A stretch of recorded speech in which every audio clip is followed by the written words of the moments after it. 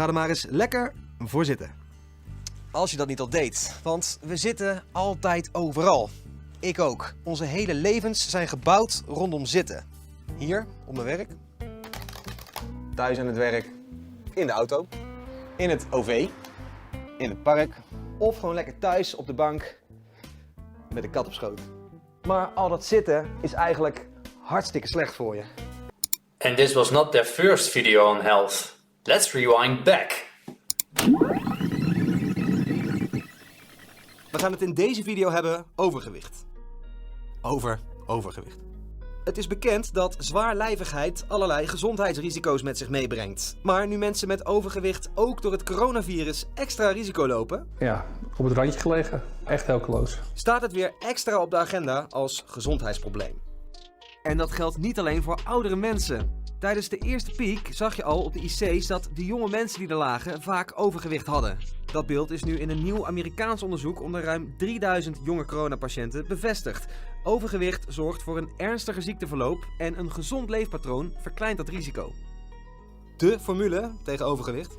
Een gezonder eetpatroon plus meer beweging is afvallen. Punt. I think you see where this is going. Although this sounds like a broken record, we need to talk about the elephant in the room. I mean, we have already seen people sitting a lot, we've seen them being unhealthy, and when you look at the graphs in history, we are just getting more and more obese people. In the Netherlands alone, 1 of 2 people, adults, are overweight or even obese, and this problem just keeps building up. If you look at the trend, it will just get worse in the coming years. So yeah, I really wanted to talk about this because it is a hot item on the news, and I really want to discuss why it is as it is right now. How did it come to this? Why are we living like this? Why was it different 50 years ago, and now why is this suddenly a thing? Because a lot of people get confused and they feel, they get bothered with all the mandatory stuff, all this changing of behavior and all the drastic measures we have to take to, make a change in our lives. And the truth is, it didn't change all of a sudden, like from one day to the next, everyone suddenly went obese. This is something that has slowly built up as a trend over the last decades, even over the last 100 years. And what do I mean by that? Well, if you look at how life was 100 years ago, you could make some arguments about how that changed our movement, changed the way we ate. A good example is the car. If you go to a museum and you look at the history of cars, you will see that they started producing it at the start of the 20th century. And you see that they were only meant for the elite, the rich.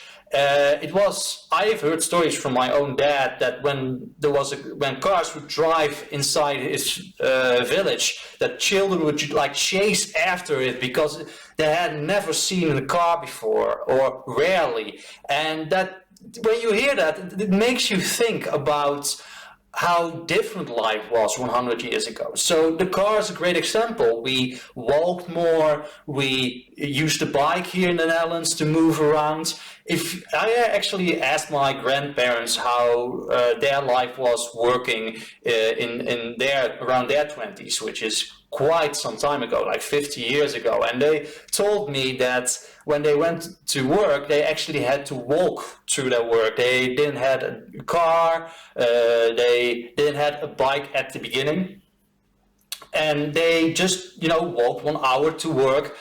They had active jobs. My grandmother was a nurse, and my grandfather was doing a lot of woodworking. Chairs and tables and that kind of stuff. And so they had really active jobs, and that they were actually joking about how they got a bit overweight, and that they argued that it was because of their age, because they were old. But the truth was, in the past, they really moved way more than we do right now, and it's astounding. Another example is the theater versus our televisions. In the past, if we wanted entertainment, we went to a theater. We traveled to another place and sat around with the whole community and watched we watched the show, and also had to travel back to home, go to bed, and so on and so on. There was way more movement involved in our past lives, or at least in the past lives of our parents and grandparents. And even if you look at current households, things have changed drastically. 100 years ago, we didn't have washing machines for clothes. We didn't have dishwashers. We didn't have computers making all the calculations for us when we wanted to do accounting, when we wanted to check our budget or had to do our taxes. We really had to sit down around a table, grab a pen and a paper, and just moving the arm around to get a better picture of our finances already took more energy than just pressing a few buttons on a keyboard. And the more you think about that kind of stuff, how technology has drastically changed our lives, the more sense it starts to make how that has changed our movement, our exercise in general. 100 years ago, if you did chores, you really had to move around the house and really do a lot of stuff. Think about women washing the clothes in a big bucket, that kind of stuff. That's a thing of the past. And to be honest, I'm really happy with those developments, because we now can spend a lot of time on our hobbies.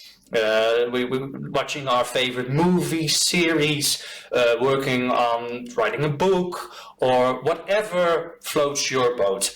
But the moral of the story is those mandatory, necessary things kind of forced us to move around in general. So we didn't have to think about having to exercise to lose weight or to build muscle. We just did it automatically. It was ingrained in our environment. And the moral of the story is our environment has drastically changed. And I kind of wish people would realize that this didn't happen all of a sudden.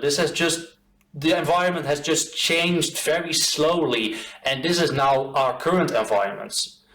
So yeah, maybe one of the crude solutions people can think of is like, okay, maybe we should remove this technology and move back to our old days, so we get all this movement back. But I think everyone hearing this will chuckle and laugh and immediately mention that that's not realistic, that is not going to happen, and so on. It's not realistic. We're not going to turn back to our past way of living. This is our environment, and that the future will not move back to all these old behaviors.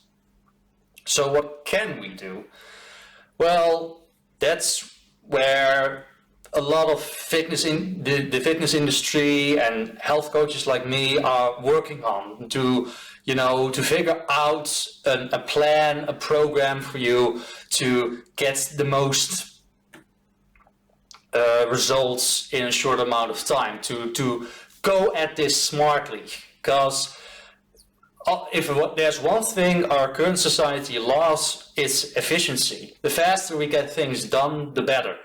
And that's what my job is supposed to be, to help you work on good menus, good meal plans, exercises that don't take a lot of time.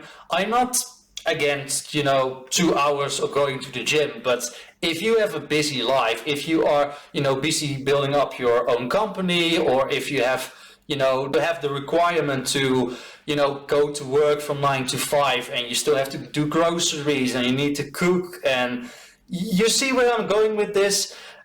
Our lives have become very busy, which is a bit weird. It's controversial. It's in contrast with the fact that we have all this technology helping us improving our lives.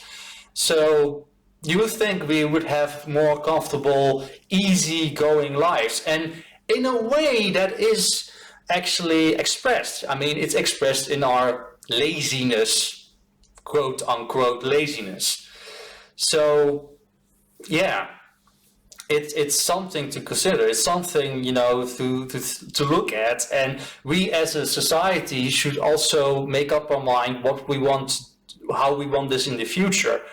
I mean, if you are fine with this very comfortable way of living and getting very sick around your old age, then by all means just go ahead and do what you already want. But I keep getting this vibe from people around me that they are happy with the comfort, but they are not so happy with the unhealthy, you know, consequences of it. I just want to help you, you know, get the best out of that with the least amount of time. And yeah, I really wanted to respond on these videos because it just relates so much with what I'm trying to achieve. I really want to help people and, you know, make them see that how they can improve their lives. And one of those things is looking at our history and understanding how that history has formed us, and, you know, learn from the past,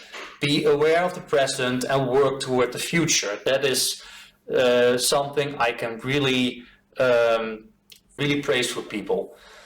So yeah, I want to know what you think about these news items, and if you have also thought about the past and how that has changed our lives when it comes to health.